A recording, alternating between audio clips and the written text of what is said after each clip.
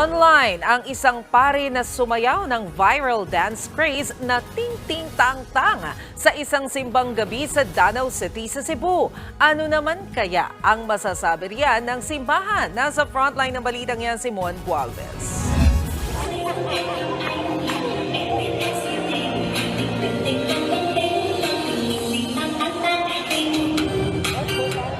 Kasamang ilang sakristan, punong-puno pa ng energy ang paring ito habang sumasayaw sa altar matapos ang isang simbang gabi sa St. Thomas of Villanueva Parish sa Danau City sa Cebu.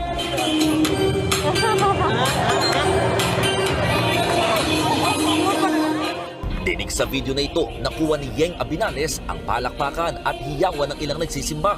Ang siste, hindi ito nagustuhan ni Abinales. Sa kanyang caption, kinwestiyon niya kung tama bang ginagawa ito ng pare sa kabila ng paniniwalang sagrado at itinuturing na pinakamataas na uri ng papuri sa Diyos ang misa.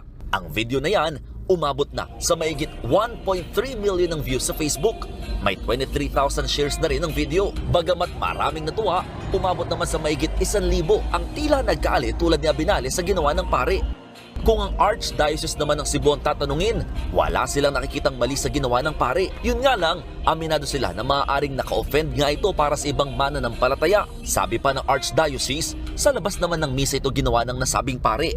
Ang naging intensyon lang ng pare ay magpakalat ng holiday cheers. Pero sana raw ay tinanggal ng pare ang kanyang vestments para kahit papano'y hindi maging offensive. Hindi naman pinangalanan ng Archdiocese ang nasabing pare. Sa iba pang mga naunang ulat, bukod sa pagpapasaya, layon din daw ng pare na makalikom ng pondo para sa ilang proyekto ng simbahan at sa kanilang mga nangangailangang empleyado.